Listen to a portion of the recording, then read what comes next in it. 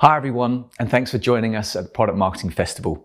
Before we start this session, we just wanted to give a big shout out to all of our sponsors, partners, and festival attendees for helping us make this happen.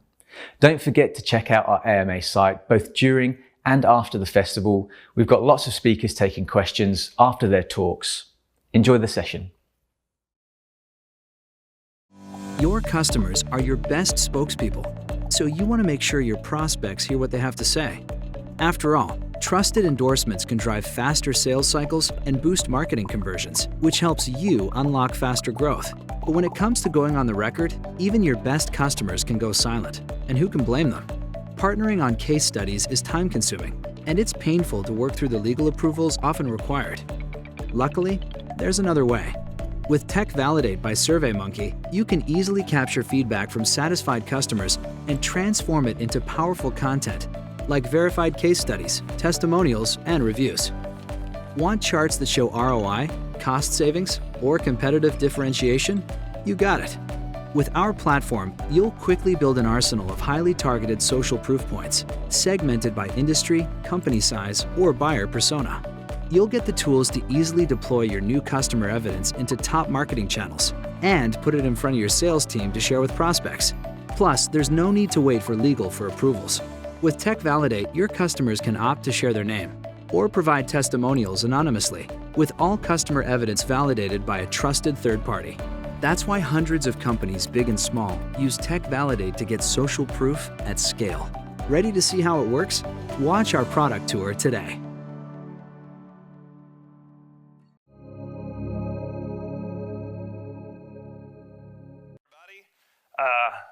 Hopefully I keep you entertained from the post-lunch snooze. My name is Clint Beekler. I'm Product Marketing Manager at FormStack. I am a Indiana Hoosier native, but I just moved out to the Bay 2 months ago. But I'm back, and the Midwest knew how to welcome me the way it always does with snow. So today we're going to be talking about competitive intelligence, and I've kind of titled this as kind of 101, kind of back to basics. Everyone here probably has some sort of competitive intelligence inside their company. I'm going to talk a little bit about how FormStack does it. We've kind of been through a string of acquisitions recently and have had to really think about differently about how we compete and who we compete against. So I was going to kind of talk about that kind of process of how we define our competitors and how we prepare our sales teams specifically. So why do we care about competitors?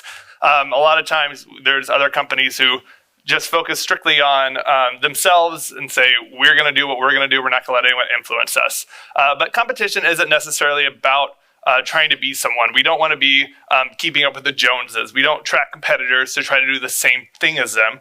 A lot of times with competitors, it's all about learning about what customers expect and what they want from us. Because if they're going to competitors, they're not coming to you, and that means you're not fulfilling a need.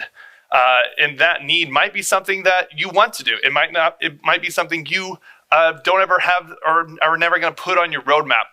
But understanding what competitors are helping other customers do can help you figure out whether or not you're going to play against them in the market. So FormStack, if you don't know, it is a form building product. It was founded back in 2006 as a basic drag and drop form builder that allows you to collect data, any type of data from anyone, and spin out quick things really easily. We've kind of been going through a platform evolution. We got acquired back in 2018 and have gone through a string of acquisitions that have really shaped us into a new market. So back in March of 2018, we acquired a company called QuickTap Survey, which is a mobile one-to-one survey tool that you might find like at an airport where you press a button on it and things like that. Bedrock Data was acquired in December of 2018. That is a data synchronization tool that allows you to sync data between databases like HubSpot, NetSuite, and Salesforce. So all your data is always at the same. Wherever you write it, it always changes. In April of this year, we acquired WebMerge, which is a document automation software that lets you create customized PDFs, Excel sheets from all kinds of data sources. Then our final acquisition was InsureSign back in July, typical e-signature provider that focused a lot on the insurance industry when it first got its start. So all of these new products have allowed us to become more of a rather than just a forms products, we become more of a platform for workflow productivity, which is a lot different than what we had been talking about as a company before March of 2018. So from a competitive landscape, we used to traditionally focus on other types of form builders, JotForm, Typeform, Form Assembly, all those regular different competitors you probably know about. When we run a quick up survey, we kind of got into the survey market. As we brought in Bedrock, we brought in other kind of databases as sort of kind of competitors. Then we brought in document automation, so Conga, PandaDoc. Then we brought in signatures, so Sign Now, DocuSign. So all of these now have some sort of stake in our product. And as we have built our platform, all of our products are individual products.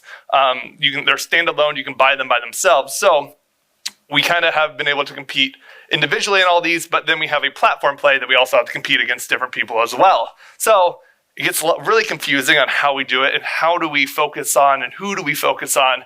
So we've really defined kind of a new structure for us. So how do you prioritize competitors? And so there are a lot of different ways you can do this, but one is starting to look at the different types of competitors. And this is very much your business course in marketing, but just a good refresher. Your direct competitors, people who do the exact same thing, basically the exact same way. So Hulu, Netflix. For the most of this presentation, we're going to be focusing on direct competitors because those are your biggest threats at the moment. Those are the people who can steal you away because they're doing the exact same thing. Your customers probably want similar types of products. And direct competitors are usually sometimes aren't even other products. There's sometimes different processes. If you think about jobs to be done, for example, one of our indirect competitors is paper forms. Just a simple piece of paper. People can not spend their money on us, and they can just go print something out on their computer and put it out on their desk, and that's how they're doing forms. So indirect competitors have the same end goal, but do it in different ways. McDonald's, Pizza Hut, both are trying to do fast food. One does it with pizzas, one does it with burgers.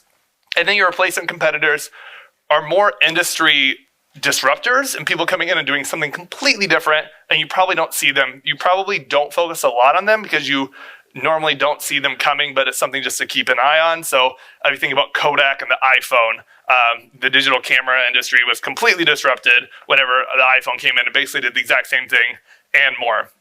So we're going to be focusing a lot on direct competitors, and FormStack, we do a lot of direct competitor focus as well. So we kind of run our competitors through these three types of checks here on how we define them. So who does the market say you compete against?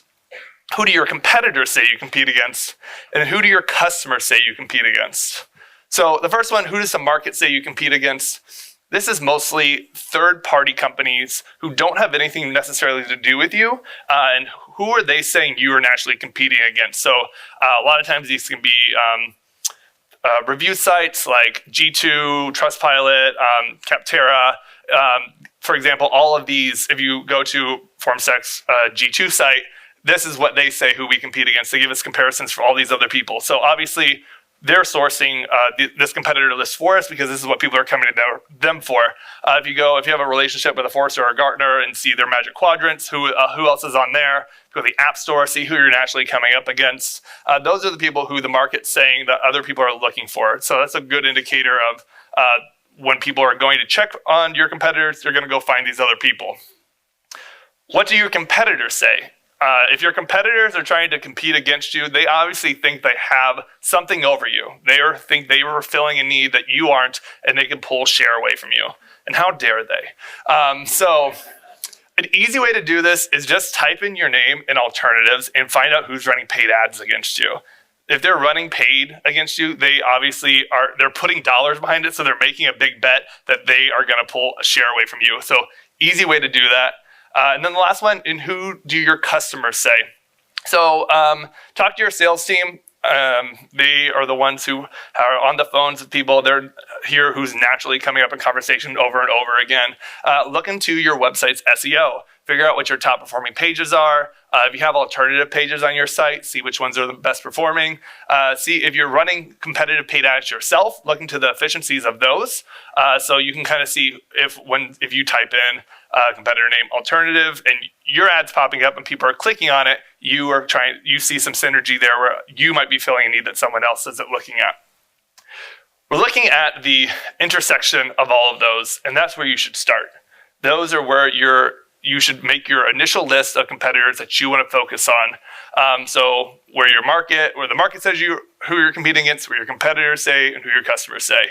If you think back to that slide I just had, this one, you can see this is cognito forms and fast field forms.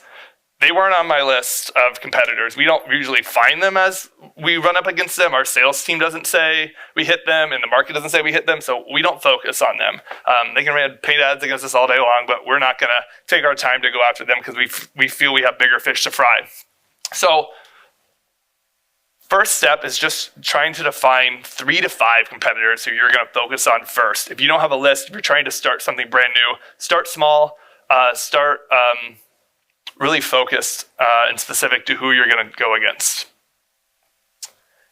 So where do you start to actually do the research? So you started to define, now that you have these 3 to 5 lists, how do we know what we compete on? So usually competitor research will turn into something like this. It's usually this is what it is. Everyone knows it. So usually you put on the side, here are my settings, here are my features, here are the type of who I integrate with, what fields I have available. Here's what competitor 1 does. Here's what competitor 2 does. These little X's, yada, yada, yada. And that's usually where it stops. This is great for something to do later, but from a beginning perspective, don't start with this because you'll just go down a rabbit hole and then all these different features, and then you can never keep it updated. You will never be able to keep it updated for eternity. So just don't do it because then you don't have to worry about keeping it updated. So how we want to compete and how at FormStack we think about competing is competing through messaging. So we do what we call messaging teardowns of our competitors. So we will look at what they say they do well, who they're trying to tell that to, and then have either of those changed over time. So what they say to do well is kind of what key value are they trying to drive on their website, through their customer stories, things like that. What are they trying to get to, and who are they trying to tell?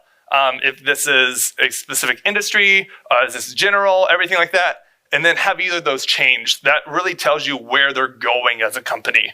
An easy way to do that is, it's not easy, but if you go to like a website time machine and you can look back at multiple iterations of their homepages and different messaging, go back a couple years and just see what their tagline is of their homepage. That'll tell you a lot about where things are going.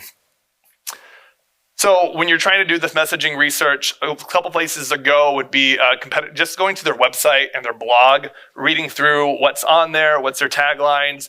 They have specific solution pages or industry pages or role pages. What are they focusing on? Read their blog, scroll through their blog all the way down to the bottom, see where they started out at, then go to the top one, figure out what their most recent post was. Product review sites are really, really good at identifying strengths and weaknesses. So going there to those ones I listed, G2, Capterra, Trust Radius, figuring out what people like about their product, what people don't like about their product.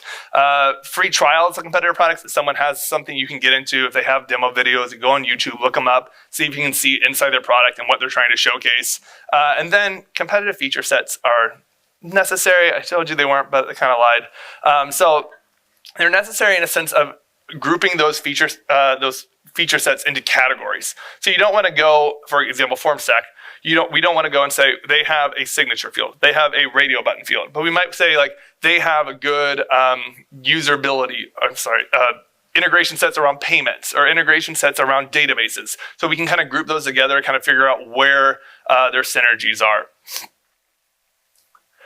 After we've done that messaging, we want to turn those into positioning statements. And this is your deliverable at the end of the day for your competitive research. This is Jeffrey Moore's positioning structure, which we use at FormStack. And I highlighted the different areas that you want to do for your different competitors.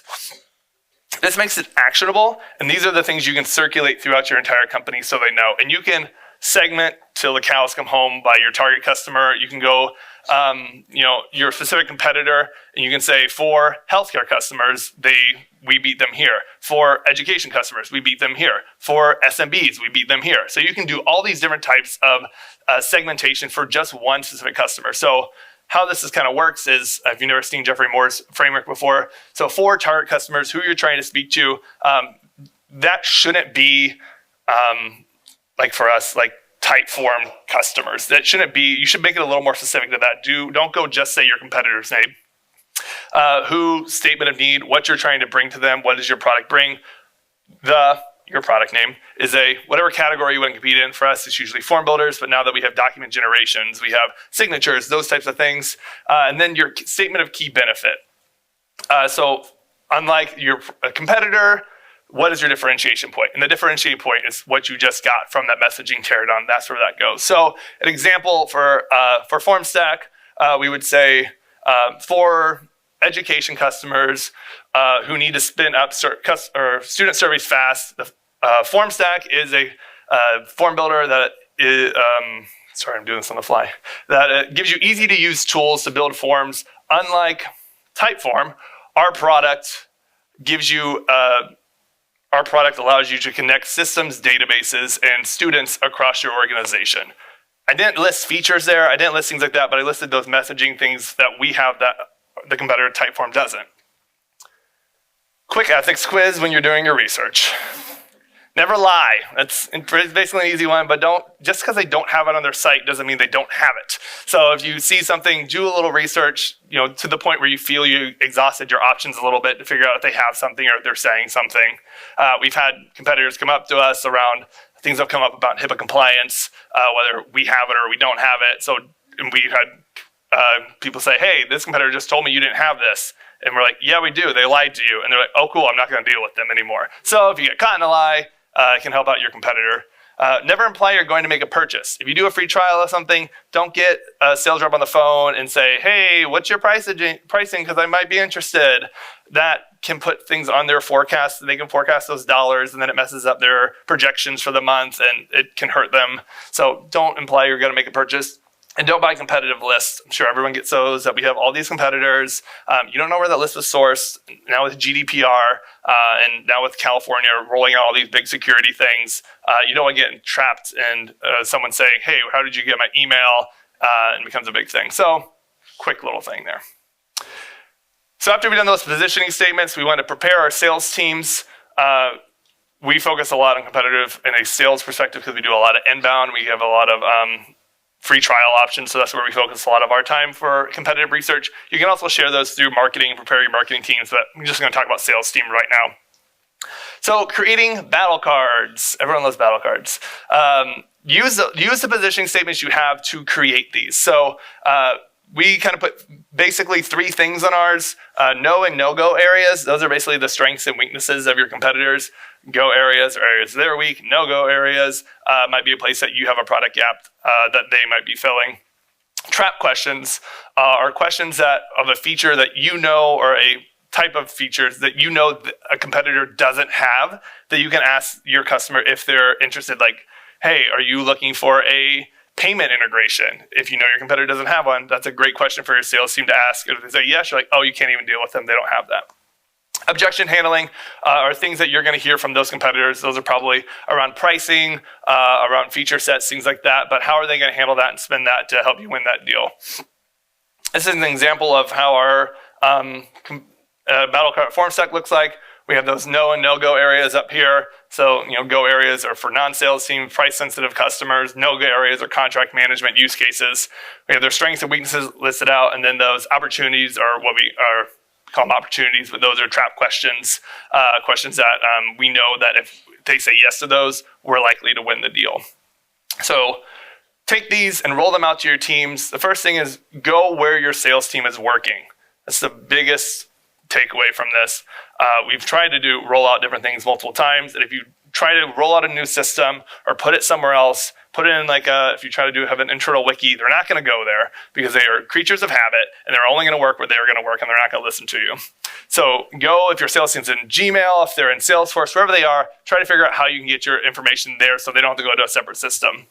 Create a pilot program to get quick feedback, figure out a couple sales teams or one specific sales team to roll it out to them, iterate with them, figure out what's working, what's not. Make training small and interactive. So if you have a sales team with hundreds of people, try to get those down to smaller groups that all have similar needs. So if it's an outbound group or an inbound group or an expansion group, however you want to break those up, just so they all see the benefits of it together.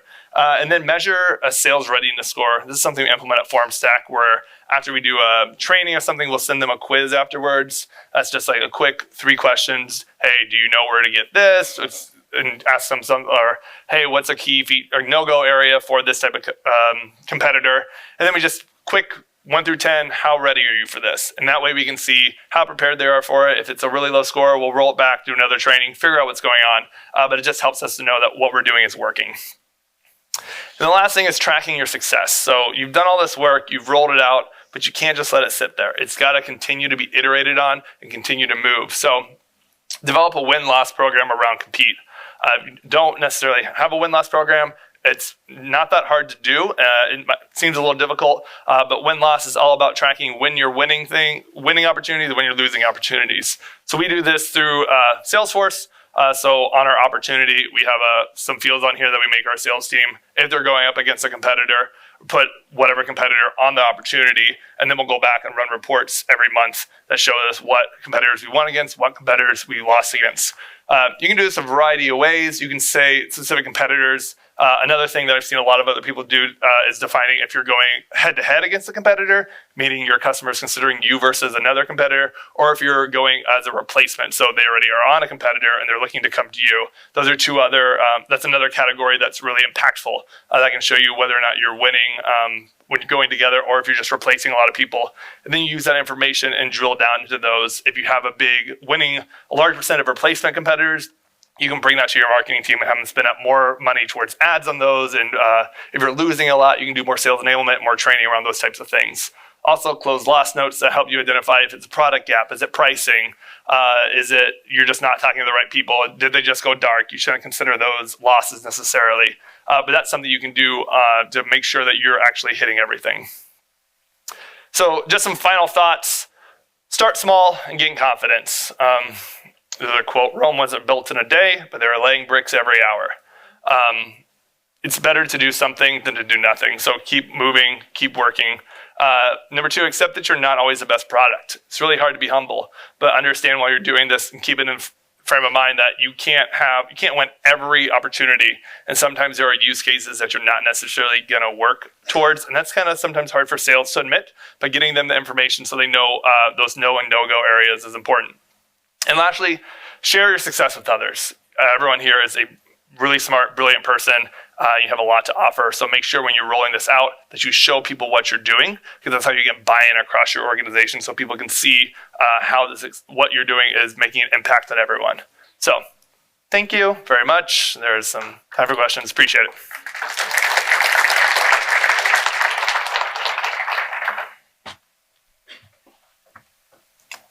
Any questions?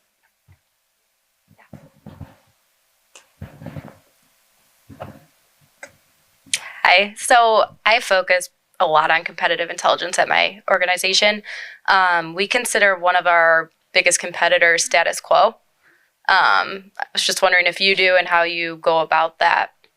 Yeah, that's something we focus a lot on as well. One of the things, internal processes are a big thing against us. People just don't want to change.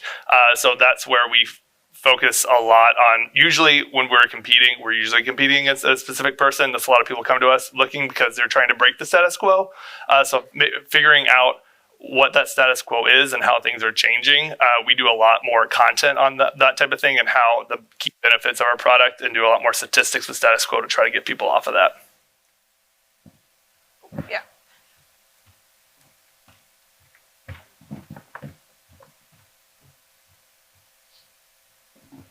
Hi there. Question on the sales readiness scores. Mm-hmm. What's the participation like? Do you have sales leadership bought in? You know, how our sales are filling out the survey? Can you tell us a little bit more about that? Yeah. So we primarily do that for our releases, but we do this for any other trainings we do. So we will get everyone in a room. We'll do the training. After the training, we have a director of sales training who's responsible for sending it out. We create it ourselves, send it out, and usually they have like within 24 hours that training goes out, and usually within give them about 4 to 5 days to complete it, and we'll go back and say, hey, what's the percentage of people who complete it? We have about 60 sales reps, so we try to get everyone to fill it out, but we try to at least get 40 people to fill it out, about 2/3, and then we base that or kind of roll out off of that score. So there's a lot of things that sales where you don't want to let us have trainings at the end of the month because they have quotas to hit. So we kind of do it on a rolling basis when everything's go out and try to give them 4 to 5 days to fill it out.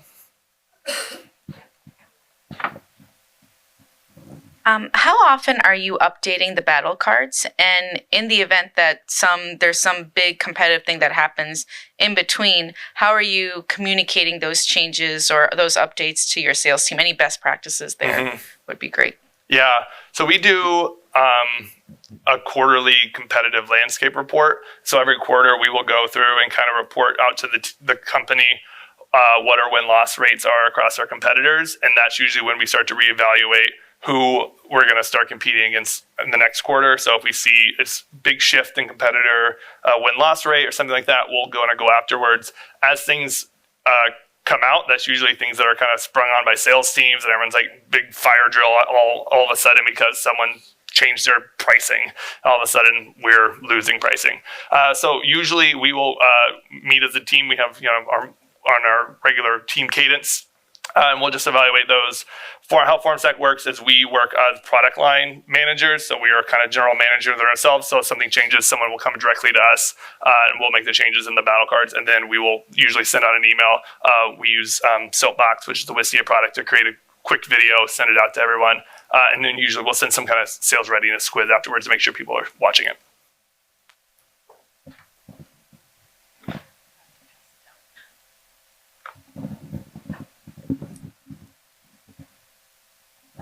In your positioning, you talk about your direct competitors. So we do this, they don't do this. Here's our differentiation. Do you actually market that to your prospects or customer base?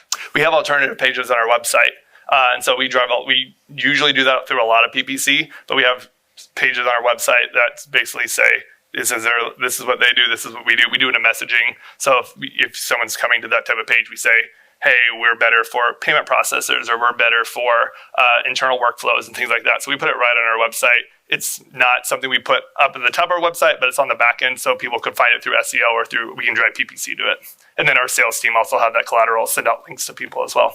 Yeah, I'm curious if you've ever received feedback on that, and this is almost more of a topic for discussion, and I'd love to talk to people about this, is have you ever done any testing on whether or not it bodes better to actually call out your competitors directly or indirectly insinuate that you might be better because of X, Y, Z? Mm-hmm. Yeah, I wouldn't say we've ever done testing on it. It's just something that's always kind of been more as a sales collateral piece for them to pull out if they need to. We don't necessarily put those up on top level pages or anything like that, but great question. Anyone else? Amen. Nope. All right. Great. Thank you, guys. Excellent.